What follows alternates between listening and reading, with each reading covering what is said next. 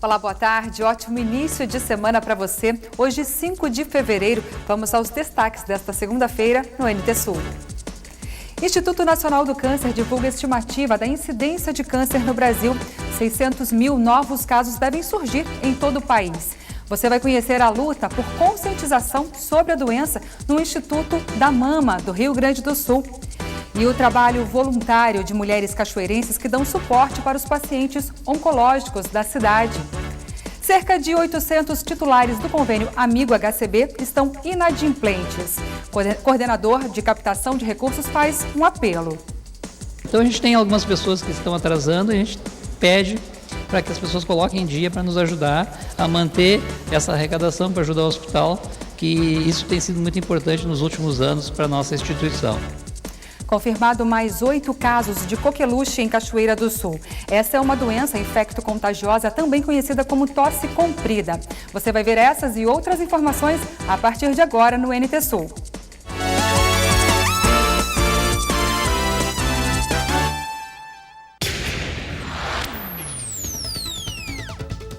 Um barco com 5 pessoas de uma mesma família virou durante uma procissão fluvial na manhã deste domingo no Rio Jacuí. No barco estavam 2 mulheres e 3 homens, sendo um deles menor de 15 anos. A família foi socorrida por uma guarnição do Corpo de Bombeiros que acompanhava a procissão e também por pessoas que estavam em outros barcos. Mesmo com o acidente, ninguém precisou ser levado ao Hospital de Caridade e Beneficência, o HCB. Todos eles são moradores do bairro Cristo Rei e no momento do acidente, nenhum usava colete salva-vidas.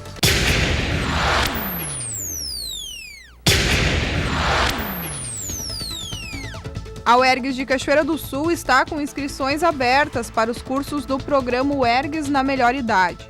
São 30 vagas em 3 cursos: máquinas e implementos agrícolas, mecanização agrícola, irrigação e drenagem. Os cursos e as inscrições são de graça e podem ser feitas até dia 25 de fevereiro. O formulário está disponível no site www.uergs.rs.gov.br. Basta clicar em Programa Melhor Idade. Contatos podem ser feitos pelo telefone da UERGS Cachoeira, código de área 51 37240453. O programa permite que pessoas com 30 anos ou mais participem das aulas em componentes curriculares da graduação ou especialização, recebendo certificados de extensão. Agora, 12:02 pelo horário de Brasília, 12:02, se você participa conosco também pelo Face, é só acessar a nossa página, facebook.com/TV Cachoeira. Tudo que você está assistindo aqui pela telinha da TV Novo Tempo, você assiste também pelo Face simultaneamente e pode comentar as nossas reportagens também. Daqui a pouquinho eu interajo com você. O Instituto Nacional do Câncer estima que o Brasil deve registrar cerca de 600 mil novos casos de câncer por ano em 2018 e 2019. A estimativa da incidência da doença foi divulgada pelo INCA na sexta-feira. O câncer de pele não melanoma é o mais frequente no país e a segunda posição é ocupada pelo câncer de próstata para homens e de mama para mulheres. Você vai conhecer agora o trabalho do Instituto da Mama do Rio Grande do Sul, que incansavelmente tenta conscientizar as mulheres sobre os cuidados com a mama.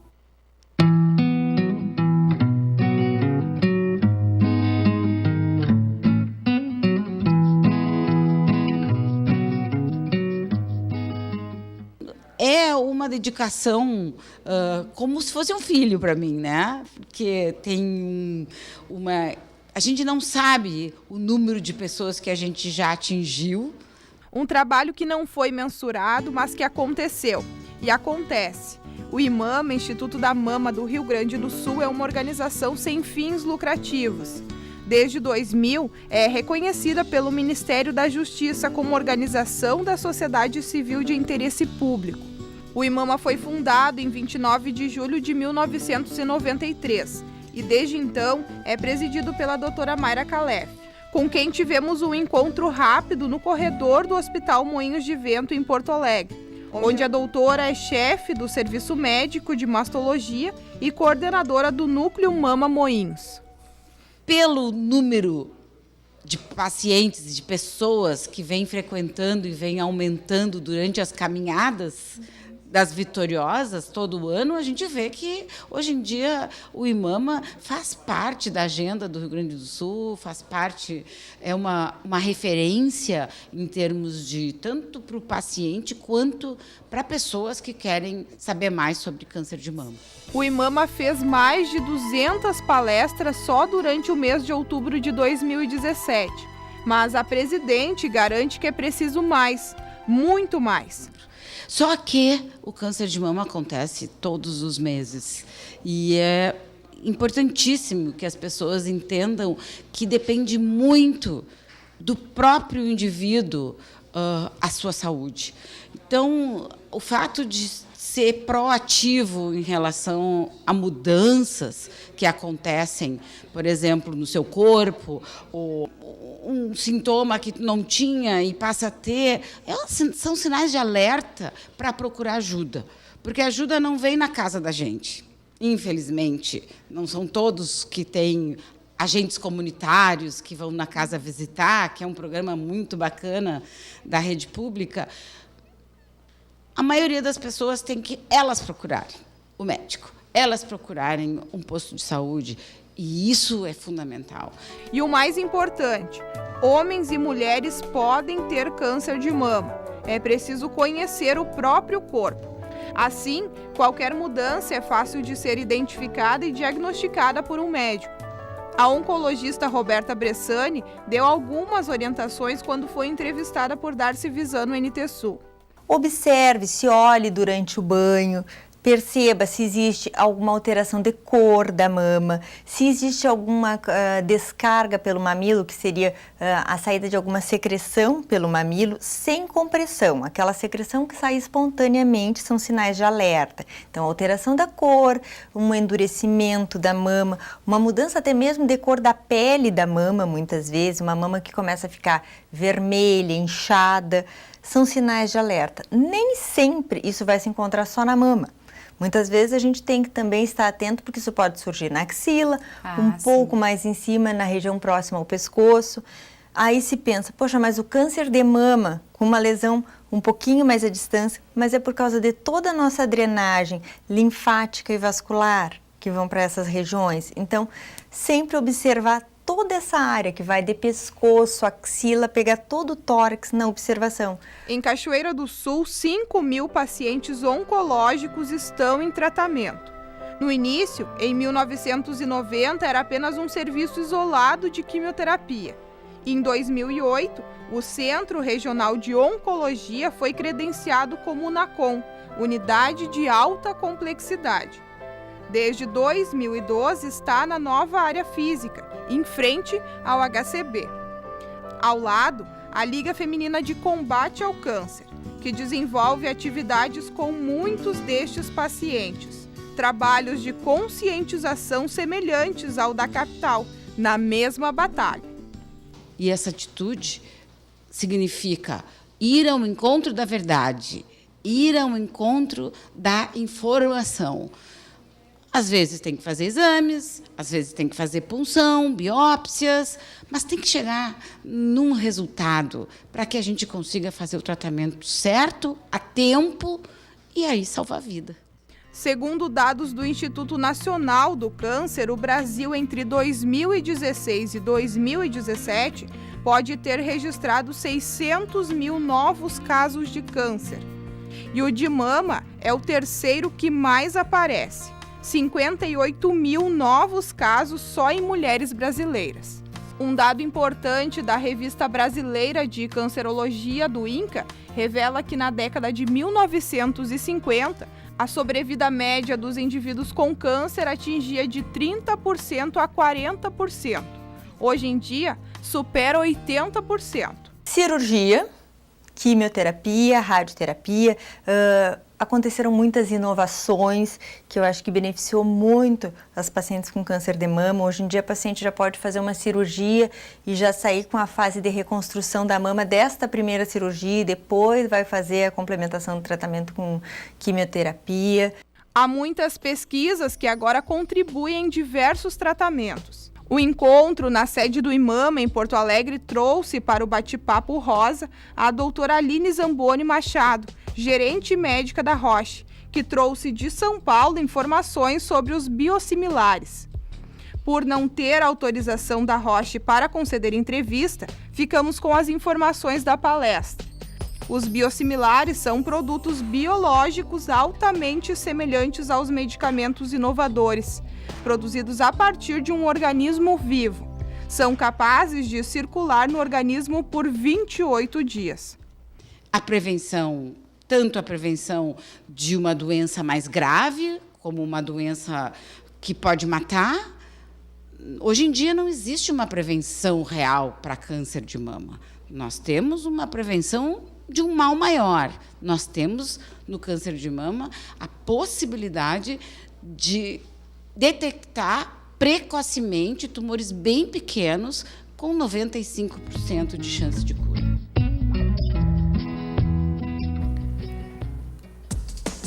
E a seguir você vai ver o trabalho de 80 voluntárias aqui em Cachoeira do Sul que dão o suporte para os pacientes oncológicos da cidade.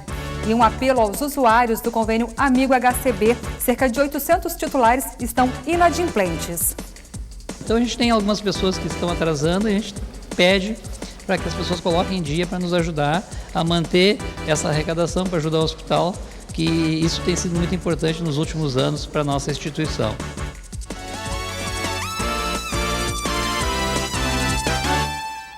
Já estamos de volta agora, 12h11 pelo horário de Brasília. E a empresa mineira Trena deu início hoje à reforma da Ponte do Fandango, principal acesso à Cachoeira do Sul.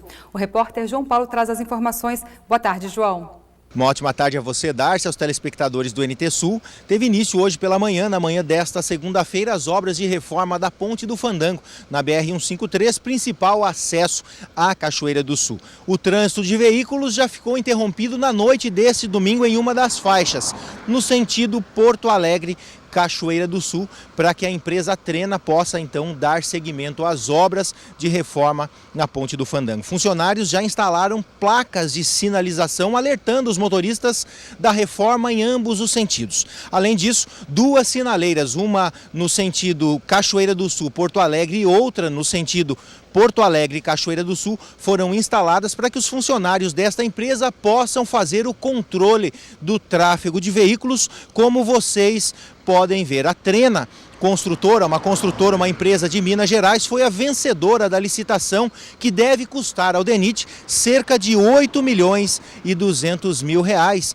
e contemplará na reforma da ponte a reforma e o reforço de toda a estrutura da ponte de 180 metros de comprimento, além de uma nova iluminação e também uma passarela exclusiva para pedestres e também para ciclistas.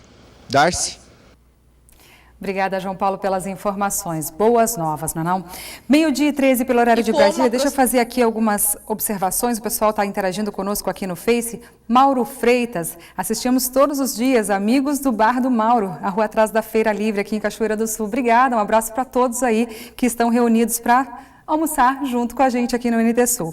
O Everton Santos está dando uma boa tarde para a gente também, que ele está ligado na TV Cachoeira para ficar bem informado, está de Passo da Areia. Obrigada, viu, Everton, pela sua companhia. Loreci Dutra também está conosco. Deixa eu ver quem mais. Alana Marques, Hernani Marques também, a Lisa Francisco Miller e o Patrick Santos. Obrigada pela companhia de todos, viu, e pelas mensagens. Gente, o HCB, o Hospital de Caridade e Beneficência de Cachoeira do Sul, está fazendo um apelo aos inadimplentes do convênio Amigo HCB. Dos 5.000 usuários, 16% não pagam o plano há meses. A arrecadação necessária para quitar contas de telefone, luz e água do hospital. E como aproximadamente 800 destes usuários, dessas pessoas que têm o plano de saúde Amigo HCB aqui em Cachoeira do Sul estão inadimplentes, eu estou com o Fernando Barbosa, ele que é coordenador de captação de recursos do Hospital de Caridade e Beneficência. De que forma fazer essa cobrança, Fernanda, de uma maneira delicada? Dar esse puxãozinho de orelha nessas pessoas. Boa tarde. Boa tarde. Nós estamos trabalhando nas campanhas de arrecadação de recursos para o hospital. Dentre essas campanhas, a principal é o Amigo HCB, e neste projeto a gente conta com a participação da comunidade, onde a comunidade faz os seus pagamentos e, em contrapartida, elas têm vantagens nos serviços de saúde. E nos últimos anos, talvez por algum momento de crise do país ou coisa assim, as pessoas têm deixado de pagar em dia as suas contribuições. Então a gente tem algumas pessoas que estão atrasando e a gente pede para que as pessoas coloquem em dia para nos ajudar a manter essa arrecadação, para ajudar o hospital, que isso tem sido muito importante nos últimos anos para a nossa instituição.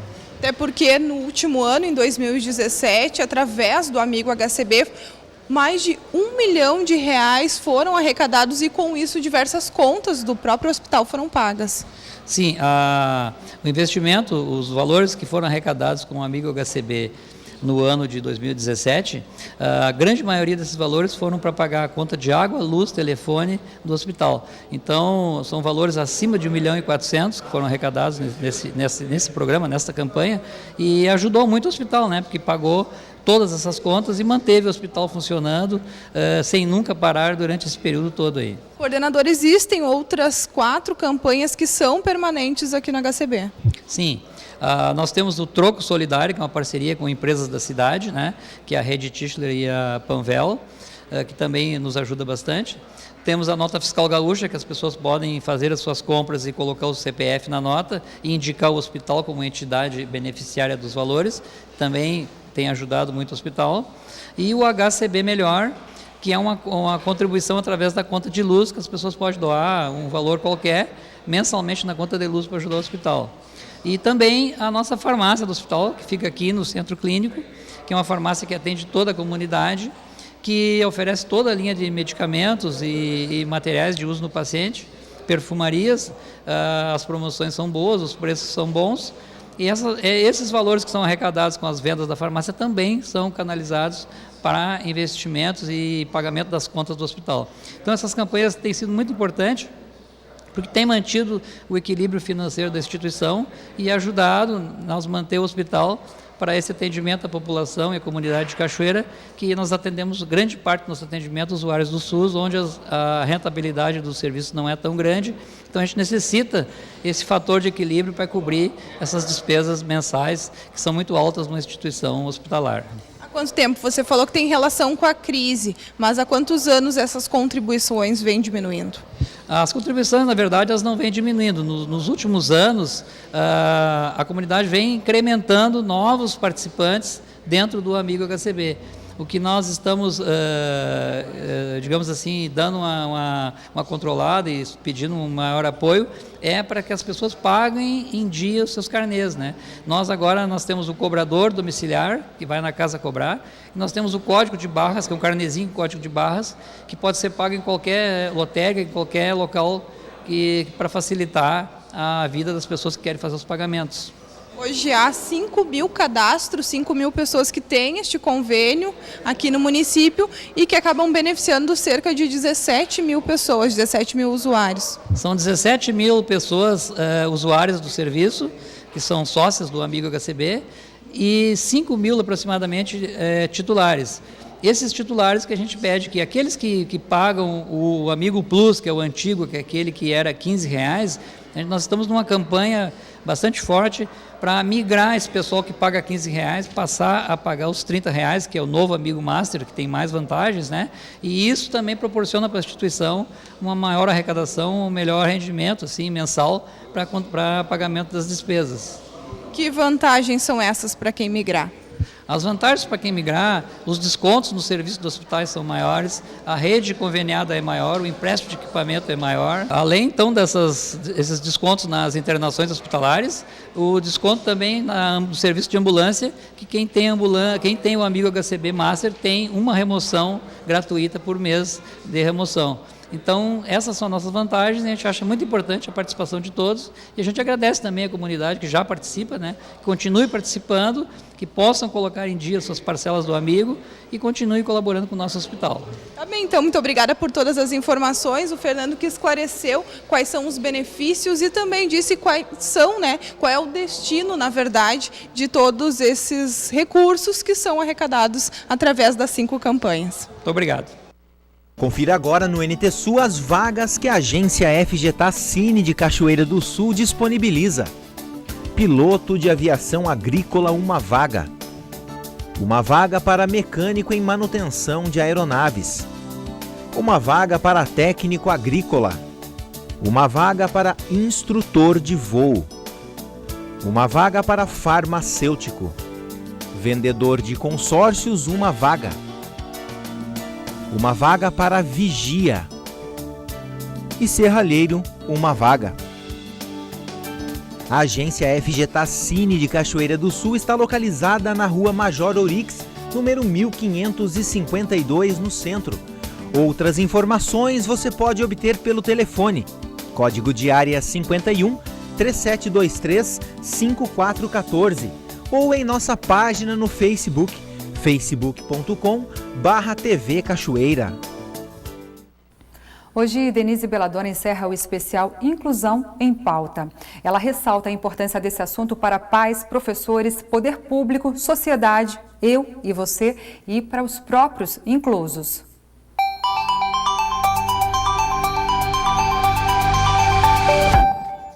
Encerrando a sequência de comentários sobre inclusão nas escolas pelo aspecto da aprendizagem, eu falo um pouco sobre as necessidades especiais que o professor encontra para incluir e a realidade que toca nessa ação.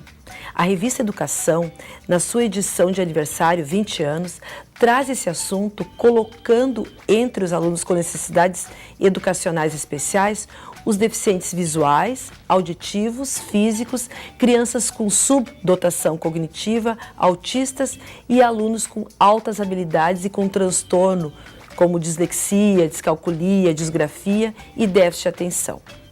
Destes, apesar das dificuldades, os estudantes com deficiência física visual e auditiva têm sido bem atendidos, no estilo da escola convencional.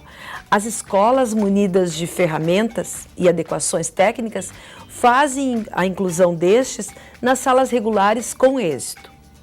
Acredito que os meus colegas concordarão que o mesmo não acontece com as deficiências intelectuais.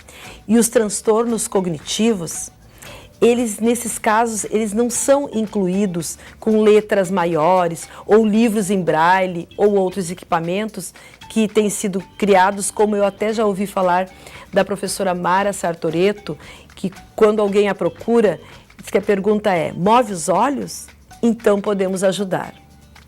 Para os deficientes intelectuais, é preciso repensar o conteúdo, priorizar as áreas com foco na aprendizagem da criança, no desenvolvimento do seu potencial. A professora Ana Augusta de Oliveira, da Unesp, que inclusive desenvolveu um referencial para orientar professores na área de deficiência intelectual, ela diz que não basta saber se o aluno lê ou escreve. A oralidade também faz parte do currículo e deve ser considerada como um desenvolvimento do aluno. Ela também reconhece que o ideal seria que cada professor construísse o próprio plano de avaliação, conforme a necessidade do aluno, e também o seu próprio plano pedagógico. E por que é difícil disso acontecer? A formação profissional do professor muitas vezes não contempla a educação especial. Os turnos de trabalho do professor não favorecem o planejamento de atividades. E o grande número de alunos na sala de aula inviabiliza os atendimentos diferenciados. Realmente nos deparamos com situações que desfavorecem a inclusão.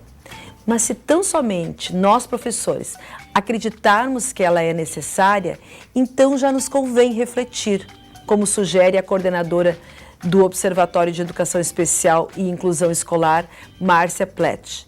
Precisamos pensar quais são os parâmetros utilizados para aprovação e reprovação dos estudantes e se esses contemplam perspectivas inclusivas ou se ainda estão relacionados à lógica excluente que visa a padronização do ensino. Refletir sobre essa questão é necessário para que surjam ideias de prática para o desenvolvimento de todos os sujeitos, a fim de que as suas potencialidades sejam contempladas. E isso vai fazer bem para o aluno, para o grupo onde ele está e para toda a sociedade, com menos um peso e mais colaboradores. Até o nosso próximo encontro.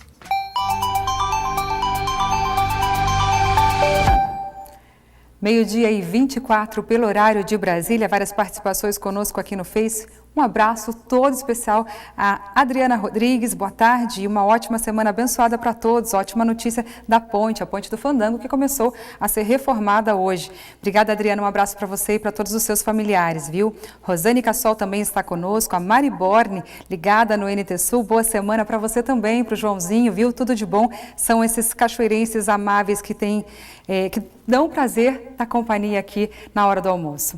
Gente, em Cachoeira do Sul, cerca de 5.000 pessoas estão em tratamento de câncer. Destes 5.000, 100 pacientes recebem auxílio psicológico, médico, visita domiciliar e medicamentos gratuitos. Metade deles, 50 pacientes, precisam ainda de cesta básica. Ajuda que acontece por conta do trabalho de pelo menos 80 voluntárias da Liga Feminina de Combate ao Câncer. O rosa é a cor delas. Está nas camisetas, lenços, botões, faixas e na bandeira. Cor que identifica o trabalho voluntário da Liga Feminina de Combate ao Câncer. História que começou em Porto Alegre no dia 30 de abril de 1954 por Henriqueta Marciage. Ao todo, o Rio Grande do Sul possui 86.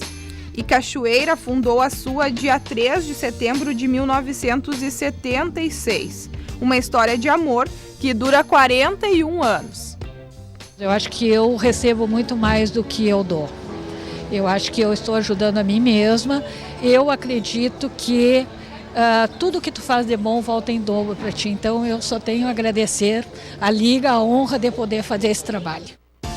Esse depoimento da Ana foi gravado em 2016, quando a Liga completou 40 anos.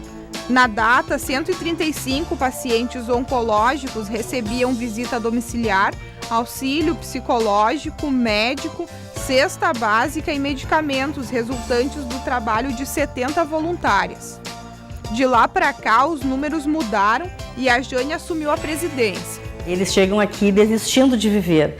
E nós, o que fizemos? Nós trocamos a letrinha D da palavra desistir e colocamos a palavra R de resistir. E damos todo o apoio para que eles resistam, para que eles tenham o maior amparo possível da Liga. Então, a Liga dá o medicamento que eles vêm pedir com a receita, a gente dá os alimentos, a gente dá algumas roupas que eles precisam, a gente ajuda, o paciente vem aqui, nós fizemos uma ficha da situação econômica dele, é feita uma visita, é tudo muito bem organizado para que ele consiga ter a assistência da Liga. Quantos pacientes hoje são? Olha, nós tínhamos até o ano passado 124 pacientes, mas alguns faleceram, outros se curaram, não voltaram mais. Então o levantamento que foi feito agora em janeiro está em torno de 100 pacientes, mais ou menos. Os pacientes recebem apoio todas as quartas-feiras na sede da Liga, na Rua Saldanha Marinho, número 47. Atendimentos que não precisam de agendamento prévio, mas que acontecem das 8h30 da manhã até 11 horas. É o setor assistencial. Aqui os pacientes vêm toda quarta-feira, são atendidos, ali tem a caixinha com a ficha de cada um, aqui então que funciona. Eu costumo dizer que aqui é o coração da Liga, né? Então o que é o hospital, o que é a Liga? É gente que cuida de gente. Nós somos isso. 80 mulheres integram o grupo de voluntárias. A Jane conta que os cachoeirenses são bastante solidários e que nem é preciso fazer campanhas.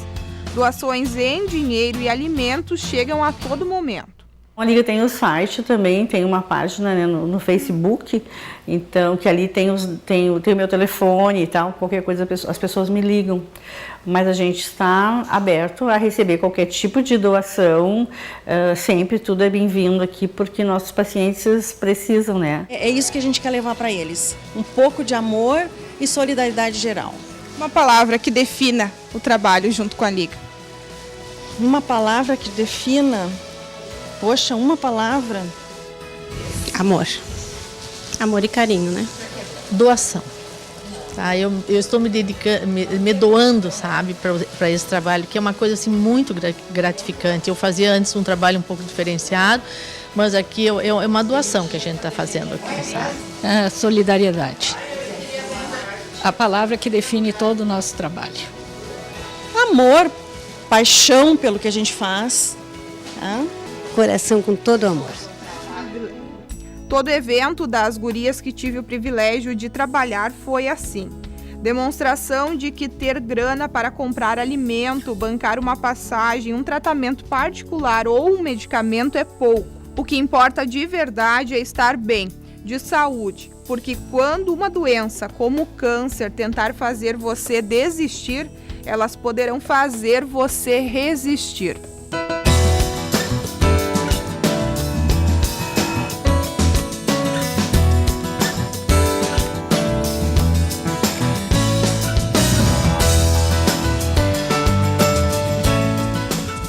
Isso aí, incrível o trabalho dessas mulheres. Ao 12h30 pelo horário de Brasília, nós vamos para o intervalo rapidinho. A seguir, a gente fala do surto de coqueluche em Cachoeira do Sul. Mais 8 casos da doença foram confirmados hoje. Os detalhes depois do intervalo.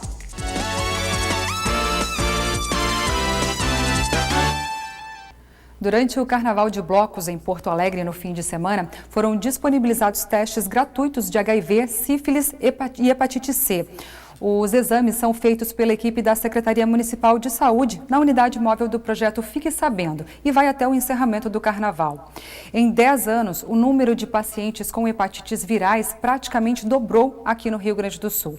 E a Coordenadoria Regional de Epidemiologia acredita que este número é muito maior, porque muitos casos são assistidos na rede particular e não aparecem no panorama divulgado das hepatites porque os médicos não informam o diagnóstico.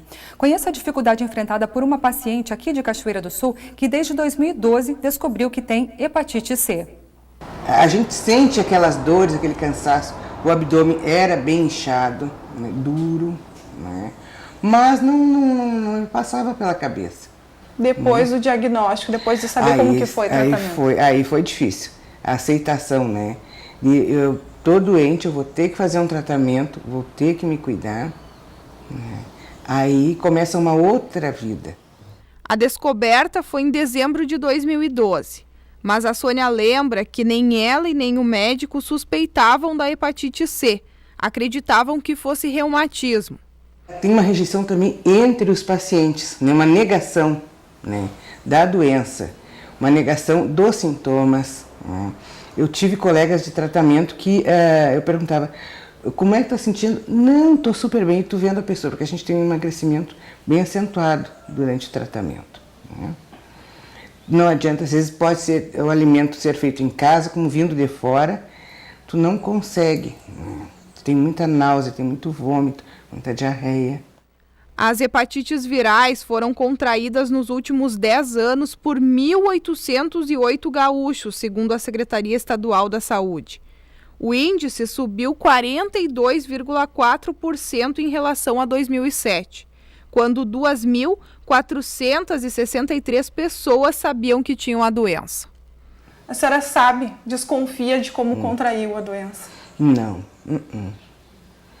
Não tenho ideia, porque é N possibilidades, né? A hepatite C é por sangue, então eu trabalhei com material pérfuro cortante, muitas vezes sem proteção, recebi transfusão de sangue numa época em que não eram feitos testes, né? Então, manicure também, né? Hoje, antes de eu ficar sabendo, eu já estava levando meu material, né, para o salão, porque eu comecei a ter fungo nas unhas, aí isso me chamou a atenção e eu disse: não, vou levar o meu material. Mas é uma maneira também de se contrair. A transmissão das hepatites virais acontece de maneira simples. Segundo a 8ª Coordenadoria Regional de Saúde, um caso que surpreendeu quem trabalha na equipe foi de um adolescente. Ele relatou que não sabia como tinha a doença, pois nunca tinha se relacionado sexualmente com ninguém. A equipe investigou o caso e acabou descobrindo que ele dividiu o aparelho de barbear com o pai.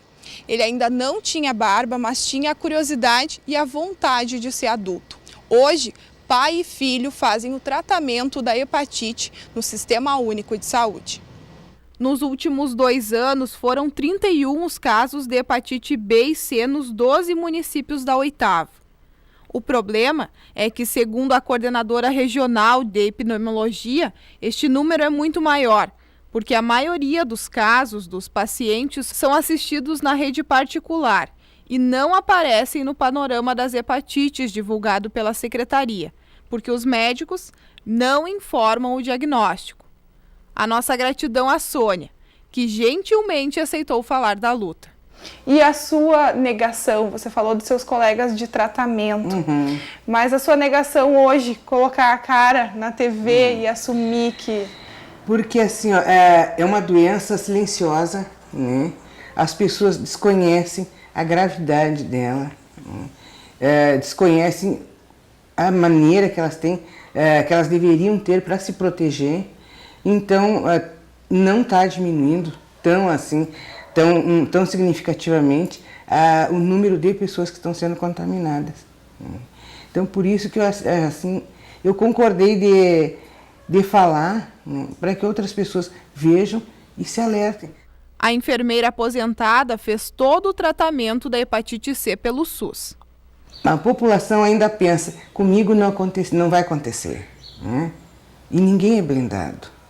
A senhora mesmo trabalhava dentro de um hospital. Eu também tinha essa ilusão. Não aconteceu, não está acontecendo nada comigo, está tudo bem. E foi quanto tempo de tratamento até a cura? Foram 7 meses de medicação.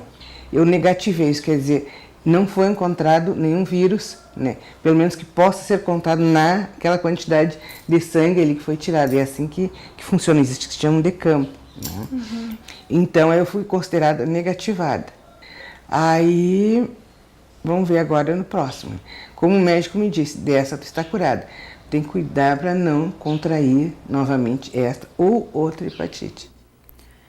Aqui em Cachoeira do Sul, os testes gratuitos de HIV, sífilis e hepatite C são feitos no Ambulatório Vida, na Rua Coronel João Leitão, número 406, no bairro Barcelos, junto ao Hospital da Liga, e também nas unidades de saúde. Os resultados saem em 30 minutos. Para fazer o teste é necessário apresentar o documento de identidade e o cartão do SUS. O Ambulatório Vida funciona das 8 às 14 horas, de segunda a sexta-feira. Agora, 12h38 pelo horário de Brasília. Vamos à previsão do tempo para este início de semana, desculpa.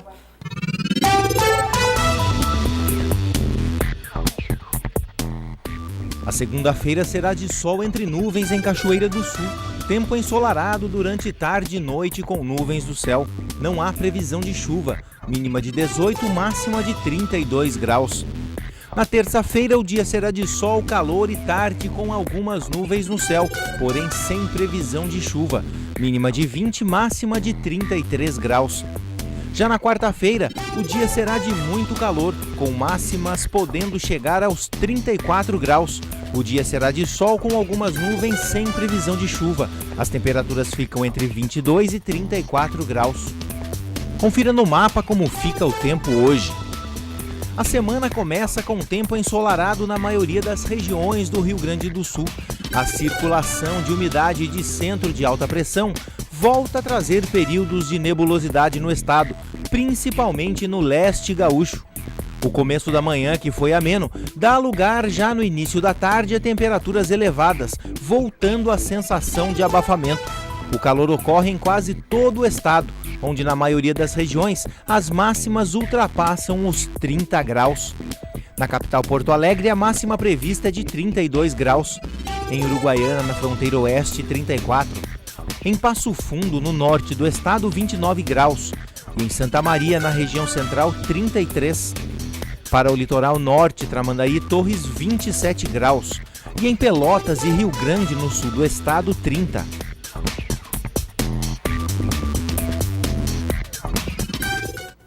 Foram confirmados hoje pela manhã, pelo Departamento de Epidemiologia, mais 8 casos de coqueluche em Cachoeira do Sul. A confirmação não se deu pelo exame, mas pelo quadro clínico das pessoas.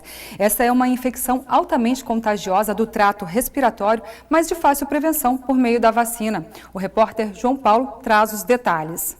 Exatamente, Darcy. Motivo de preocupação para alguns, mas nós estamos aqui na Vigilância Epidemiológica de Cachoeira do Sul para tirar essas dúvidas e trazer mais informações aos telespectadores do NT Sul. Vou conversar com Joacir Gabriel Pereira Alves, ele que é coordenador da Vigilância Epidemiológica. Joacir, até a semana passada um caso de coqueluche confirmado aqui em Cachoeira do Sul. Outras 8 suspeitas, porém dessas 8, 2 análises foram escolhidas para critério Para uma avaliação mais profunda, esse resultado voltou. Pode-se dizer que Cachoeira do Sul tem um foco de coqueluche? Bom dia. Assim, a gente pode afirmar, com certeza, teve, além de um caso confirmado lá por Porto Alegre, 8 casos suspeitos. Então, a gente fez uma busca ativa na localidade dessa criança, né, onde foi diagnosticado o foco. Então, a gente fez uma busca ativa, uma investigação epidemiológica. Isso foi numa escola do interior aqui do município de Cachoeira do Sul. E a gente escolheu 2 dessas 8 crianças, né, critérios para a coleta do SWAB, que foi enviado para Porto Alegre, né? Foi coletado o SWAB nasofaringe, essas 2 crianças que atenderiam esses critérios, né? Foi feito pelo cotonete no nariz. Isso aí mesmo, tá? Essas crianças até então não tinham começado com antibiótico, por isso foram escolhidos para coletar os exames em Porto Alegre, os exames então, tá? Esses exames foram enviados dia 24 para Porto Alegre. Tá? E a gente recebeu o resultado hoje pela manhã. Então, se evidenciou que não houve crescimento das bactérias, então. Tá? O que quer dizer isso aí? Dessas 8 crianças, 2 crianças que foram selecionadas por critérios epidemiológicos, tiveram contato com esse paciente, essa criança, com o diagnóstico de coqueluche, tá? Não é que queira dizer que elas não tiveram coqueluche. Pelo método da cultura não foi evidenciado, tá? Porque tem 2 métodos, o método da cultura e o método de PCR, né, que é coletado sangue. Tá? O nosso laboratório central do estado, o LACEN, ele disponibiliza no momento só a cultura. Tá? O diagnóstico foi feito no Hospital de Porto Alegre, no Santa Casa Misericórdia, tá? E lá onde que é feito o PCR. Isso pode-se vir a confirmar esses casos de coqueluche? O PCR é um método mais seguro, mas o da cultura também é seguro. Só que como eles já tinham tomado antibiótico, né, então foi evidenciado, né, que não foi crescida a bactéria, né? Então foi 10 dias de espera do resultado e chegou hoje o resultado. As famílias já estão sabendo já do resultado, já passamos para eles, estão bem tranquilos. As crianças estão bem, foram medicadas, tá? Alguns estão com a tosse ainda, né? Mas essa tosse pode permanecer até 100 dias no início dos sintomas que eles começaram. Tá? O fato disso ter acontecido numa escola e ter contato com outros alunos, pode ser que essa bactéria tenha se estendido a outras pessoas que ainda não manifestaram sintomas da coqueluche? Isso.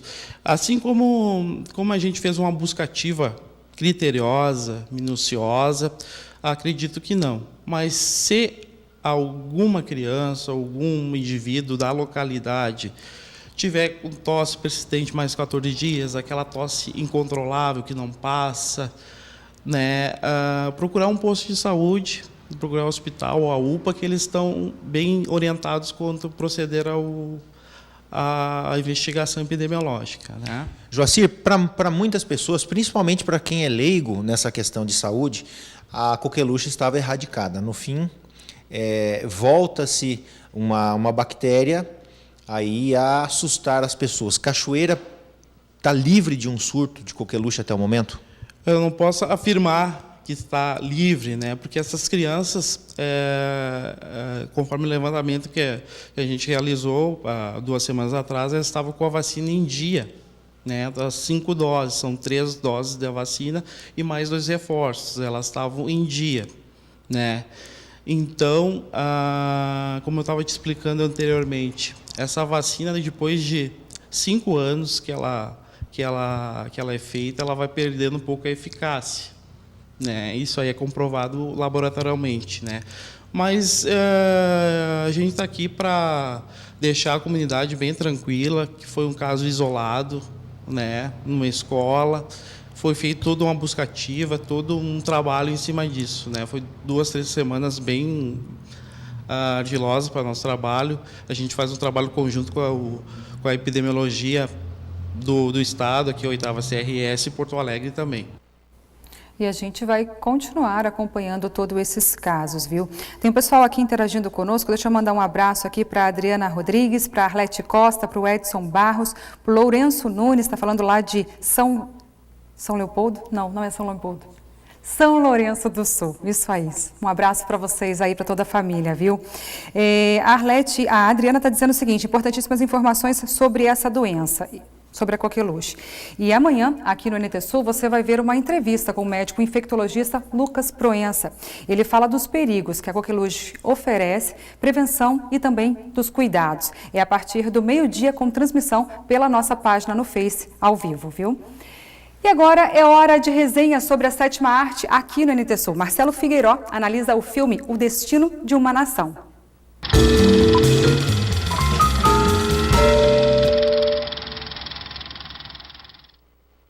O filme O Destino de uma Nação é um forte concorrente ao Oscar. A fita traz o início do mandato do primeiro-ministro da Inglaterra, Winston Churchill. O político é interpretado por Gary Oldman, o Sargento Gordon, da série Batman. Quem acha que Churchill iniciou a carreira como ícone está enganado. Conforme o filme, era reconhecido como um líder inoportuno, obeso e fumante inveterado. A fita deixa transparecer que sua eleição aconteceu para acalmar a oposição.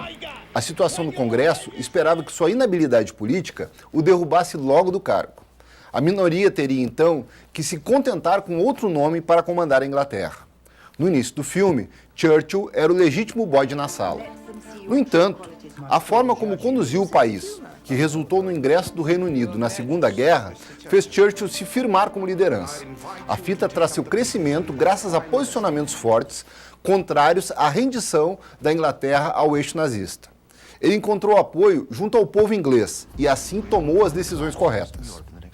O filme é interessante para quem assistiu Dunkirk, de Christopher Nolan. Este mostrava o desespero de 300 mil soldados ingleses tentando fugir de uma praia francesa enquanto estavam cercados pelos nazistas e esperando a morte certa. A obra mostra o sucesso da Operação Dínamo, organizada por Churchill, que reuniu centenas de barcos civis para resgatar esses homens. Se Dunkirk traz a fuga complicada, no novo filme pode-se entender as decisões políticas que levaram à retirada daquela forma. Outra parte que emociona é quando Churchill encontra-se em dúvida e procura saber o que pensa o povo. O ministro foge de seus seguranças e consulta a população dentro de uma viagem de metrô.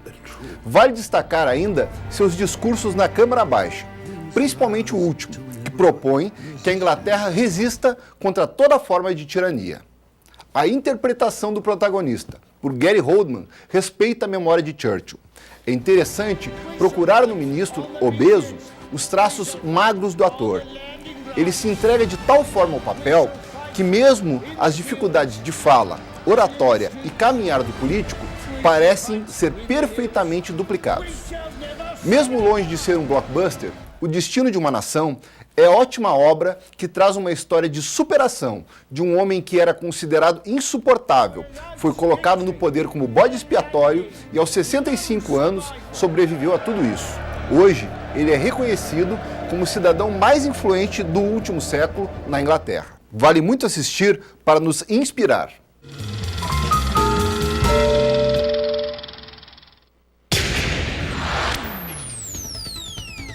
Uma operação de guerra que contou com o apoio da Guarnição Federal movimentou o zoológico na manhã de hoje, garantindo com isso mais um passo rumo às adequações a normas exigidas pela Secretaria Estadual do Meio Ambiente.